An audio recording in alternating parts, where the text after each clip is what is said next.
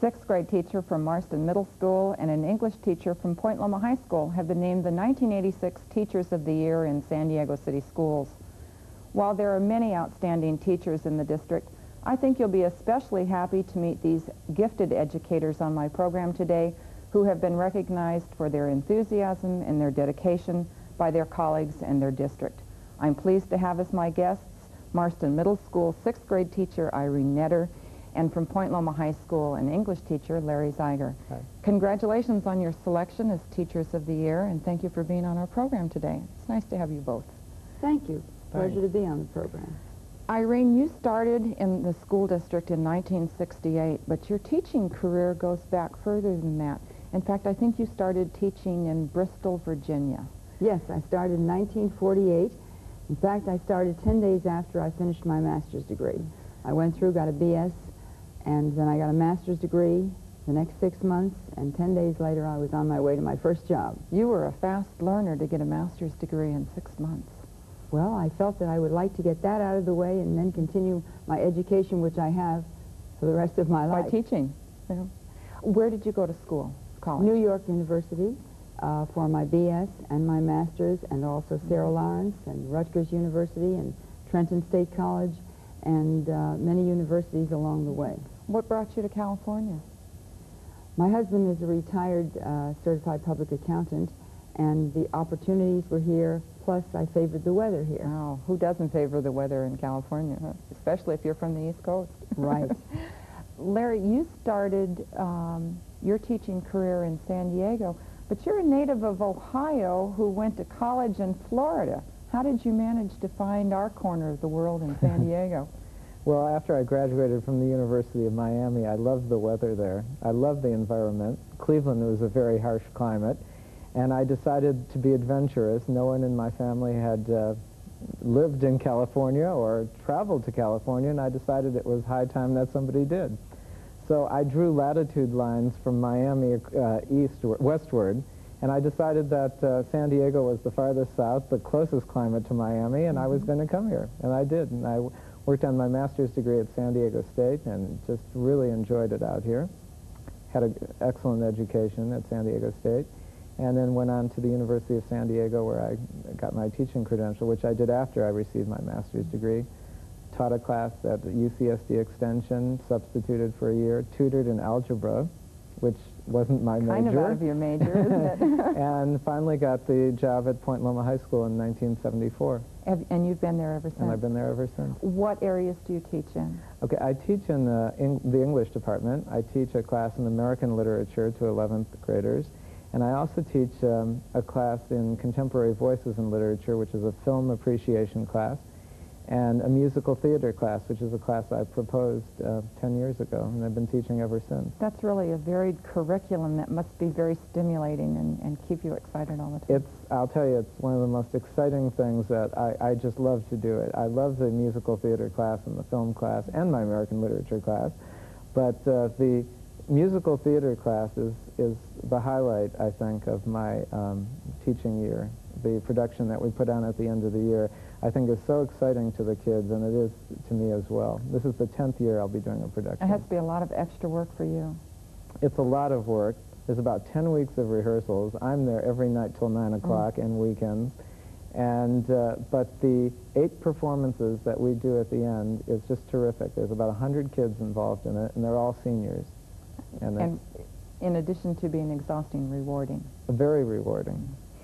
Irene, I think you can, go ahead. I think you can tell from Larry's enthusiasm one of the reasons why he was selected Teacher of the Year. And I think that is the key to being a successful teacher, enthusiasm. The enthusiasm, absolutely. The love of learning. Sure. And I can see it in you, too. Well, thank you. I think if you have that zest for living, you pass it on to your students. And that's what makes you an outstanding teacher. And the motivation. You're kind of in a new assignment at Marston Middle School. This is just the second year of the middle school concept on that campus. Before that, you were at Toller Elementary. Yes. Teaching 6th grade, the same as you're teaching now? Teaching 6th grade, but not quite the same as I'm teaching now. We have an entirely new school. I'm teaching a 6th grade core, and I'm also teaching a drama class. I have a drama club which takes in 6th, 7th, and 8th graders. And the whole concept of a middle school is working and working magnificently, and I think Marston is a model setup. It's child-oriented, child-centered. Everyone from the gardeners through the entire teaching staff and the principal We're selected because they are concerned about the child. They are concerned with the human being, the learner. You said a core program. What do you mean by a core program? Well, we have the sixth grader stays in one room for mathematics, English, social studies, and reading. All of the sixth graders go to varied advisory periods where they have their homeroom and they have one teacher roughly per 20 students to advise and counsel, and we have a marvelous reading program to encourage them to love to read. It's a new, middle schools are a relatively new concept in San Diego, and you're, I know, real enthusiastic about it. Why do you think the idea of middle schools, taking children in grades 6, 7, and 8, and providing them with a little bit different structure than we've seen in the typical junior high school setting, why do you feel that that's beneficial for students at that age level? I think at this age level it takes away the trauma of going from a self-contained room with one teacher who's concerned and caring and meets all of your individual needs to the junior high where every single period you're meeting a new situation, a new group of students, a new teacher. It helps you make that transition. It's a good bridge. It's an excellent bridge. And the attitude and the learning environment and the environment for the parents. It helps parents keep in step with their children a little bit better and keep the communication open between the school more than you might have at a junior high, do you think? Well, I can only say that we have a tremendous number of parent volunteers and involved parents whose children welcome them with open arms to the school, who are in the school every day, helping us in various, in so many ways, in tutoring and art and Spanish and literature. That can really make a difference in the way children succeed in school, can it, when their parents are involved in the program? Oh, I think it makes a difference in their relationship and their respect for the parents, for the teachers, for authorities, the whole structure of society. Larry, why did you choose teaching as a career? Oh, I chose teaching. Well, I was inspired by two teachers. One was in junior high in Cleveland, my 9th grade civics teacher, Elizabeth Dreyfus. She had a tremendous sense of humor and was an extremely knowledgeable person in the area of civics and government.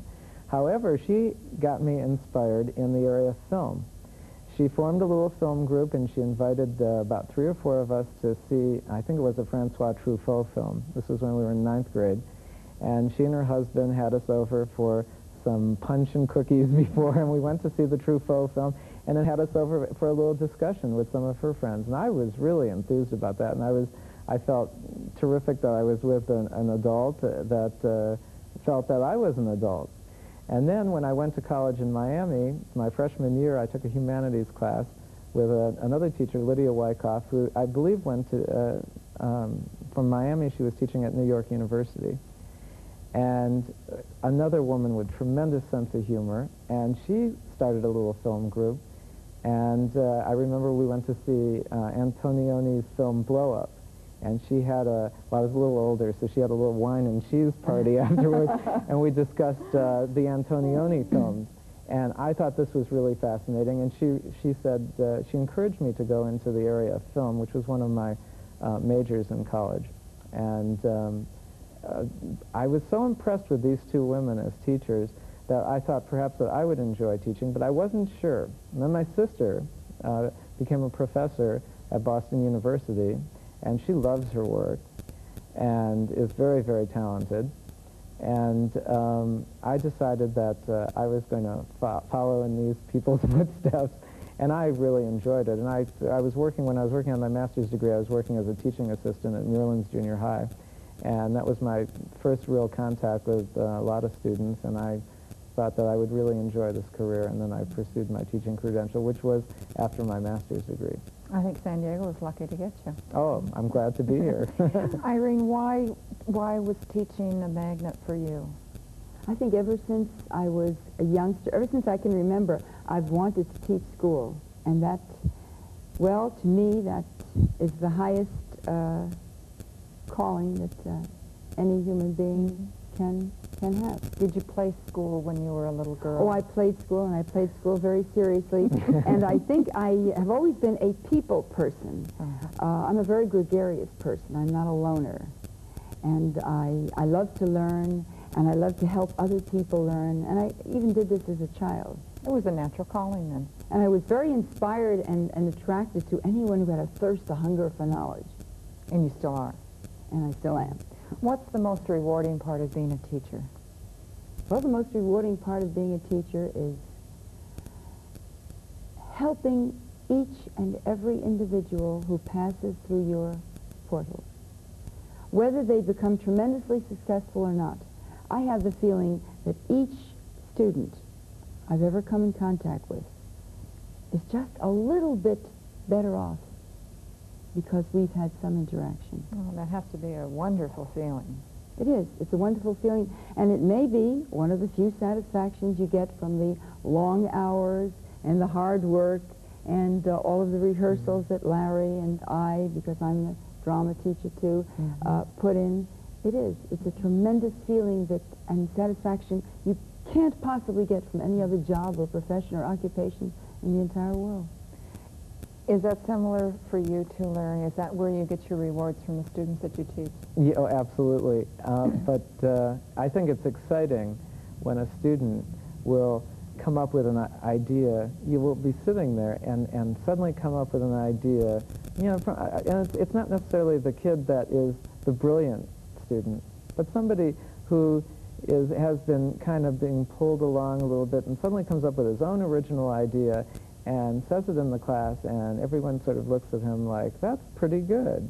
And I'm one of the people who does that too. And I think that's very exciting. Plus, to see, for me, the creativity that is involved, working in the arts and the humanities is, I think, extremely exciting.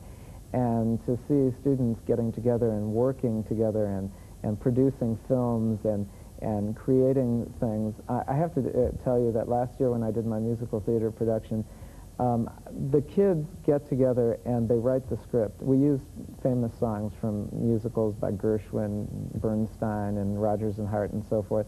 And then they write thematic sets, and they did a pirate set, they did a heaven and hell set, and they write the script. And this past year, I invited them over to work on the script, and about 8 or 9 of them came over, spent 7 hours on Saturday, wanted to come the next day. They were there 3 weekends. I didn't get a chance to go anywhere. And they divided up into groups, and they wrote a really, really outstanding script for that production. And that's really exciting. I don't like to stop that. You know, I'm sitting there, 1, 2, 3 hours, and if they want to keep pursuing it, then I'm there to help them. And I think it's just great. That's marvelous. What's the biggest challenge of being in a classroom in 1985? I think the biggest challenge of being in a classroom is to make learning exciting. How do you do Make that? learning of primary importance. How do you instill that feeling in children? Well, I think you have to be excited yourself.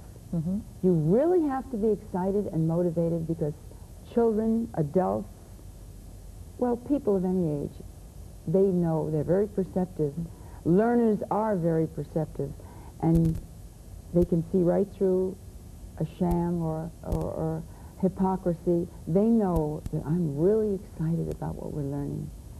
I think you have to be excited. I think you have to be enthusiastic. I think you have to have a zest for a living and learning. And you have to be motivated and believe in what you're doing. And it's infectious. Oh, definitely. Is it hard, Larry, to challenge high school children? It's challenging, but there's one thing I want to add. This woman has the most marvelous sense of humor. And humor is an extremely important part in getting these students interested. And once they see you have this sense of humor, I think that they become more interested in the subject matter. And if you can spark that creativity with them. And if you could do something unique. You know, I think that being in the classroom today is more exciting than it was years ago when I was in school. Because I think the kids are more open, they're more honest, they're more sincere with their feelings, and it shows in their writing, and it shows in the things that they create, and it makes it very, very interesting. Every day when I go in the classroom, it's a new learning experience for me, and I think that's very, very exciting. Do you think good teachers are lifelong learners? Oh, absolutely. It used to be, I think a lot of teachers felt that they were the teachers, they were the masters of everything, and everyone else learned from them, and that was it. But I think it's really important when you're in the classroom that you have an open mind and you're learning just as much and almost equally as the student is from you. And if there's that exchange, I think the kids really feel it, and they feel that they can teach you, you're teaching them, and they feel that they're accomplishing a lot more. Do you think teachers, as a large group, and this is a very generic question, do you think they are getting the respect from the students and the parents and the non-parent community that they deserve? I see a tremendous change. I think we are. I'm in an ideal setup. I think that Larry would agree, knowing something about my setup, and I know something about his, that I am in an ideal situation. I am in a middle school situation where we are generating a new respect. There's a new wave of public education where I am, and we are generating respect of the older generation, the senior citizens, the children who have not yet come up to our level, and the parents, and the taxpayers who have no children at all. They'll come through our school, they'll see our ideal learning situation, and they'll take another look at public education and say, we're really offering our boys and girls something. We're giving them the 4 R's, reading, writing, arithmetic, and respect, or responsibility, whichever way you care to phrase it, and we're giving them art and music and drama and science and physical education and computer education. They're getting all of this. And in addition, they're getting self-respect, and they're getting a new self-image, which helps to generate respect for themselves, for their peers, for their parents, for their teachers. I think the teaching profession has made tremendous progress as we learn new ways of promoting a good image. We are doing the job. Public education is here to stay. Public education, we're doing a fantastic job. It's just that we need better PR. We need to get the parents, we need to get the public into the classroom to see what they're doing. And I think that's one of our keys, or one of our secrets. Invite them in. Welcome them. Open the door. Sure, and we want them to come.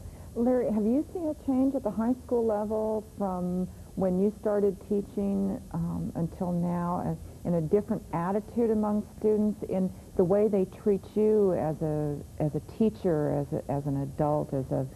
Well, I think the kids are a little bit more serious. However, I think there's still a lot of things that have to be done. One of the things that I feel is very, very important is there has to be more parent support and reinforcement at home of education. When we have an open house, the turnout, I think, is okay, but it needs to be a lot better. And I found out that the parents that do come to the open house, their kids do well, or they're trying really well to do well. But there are so many students that really need more reinforcement at home. They need their parents to say to them, what are you reading today? Or have you read anything? Or if you're not reading anything, you're reading a half an hour tonight. But so many of the kids will come into my class and say that they've only read 1 or 2 books in their lives. And I'll say, no, that's impossible. What did you do last year? Well, I got a D in English. Well, you have to do this. You have to have this reinforcement at home. It starts at home, and I think that the teacher today is not only a teacher, but he's a parent, he's a friend, he's a counselor, and it's a big job. It's not all fun, and although I'd like to think it is, but it really isn't. It's hard work. It's very hard work. Being an English teacher, I have about 180 students a day. 1 paper a week, 2-page paper, that's 360 pages of reading and correcting. That's a lot of work. Plus lesson plans, plus, in this case, musical theater, film club, junior class advisor. There's a lot of I was different going to things ask you what you do for hobbies or outside school activities, but I don't think you have time for any of those things. No, I do. I read. No, I do read. I love reading. Well, that's a good role model for your students. And I love to play the piano. And there's a lot of things. I love to see films and analyze them, and that's why I have a film club at Point Loma. If you weren't a teacher, what do you think you would do for a living? I love teaching, and I can't think of anything else I would want to be. But there may be, at one time I wanted to be a filmmaker, and another time I wanted to write for film. And so I think I'd probably be very film-oriented. I like writing. I one time considered also a career in journalism. Always something creative, though, because teaching is very creative. It is, and I do enjoy the creativity of it. I wanted to comment on one other thing we were talking about, and that was the public relations, and that you had mentioned, and that's very, very important. I think we need more PR of the great things that are going on in education. And I was just thinking about this coming over here, that a few years ago at our school, some rowdy students dumped some cans of paint over a mural on our school, and it was on the front page of the San Diego Union. But where is it in the newspapers about the artist at the school that creates a beautiful painting in his art class? That's not in there. I think it's because we expect children to behave and we expect them to do good things in school, so that's not necessarily falling under the definition of news. And yes, I think we do need to let the public know more about the good things that are happening in all of our classrooms. That's the purpose of TV8 Looks at Learning, to showcase people like you and to bring about the good positive things into the public eye, to let people know that we're really doing some great things with kids, and students are learning, they are reading, even if they only have read 2 books by the time they get to your class. I'll bet they read a whole lot more before they leave your class. Oh, I'm sure they will. Irene, what one thing would you change about your job if you could? Well, I've thought about that very often. Probably I would make a 48-hour day. Because you want to have more contact with the students? Because I want to have students? more time, more contact with students, more contact with the parents. We could always use more staffing. I think if I had a great deal of money, if I could change anything, and of course there's always money required where there is change, I would increase the staff. I think you can do without almost anything except the staff, the teachers, and the support staff.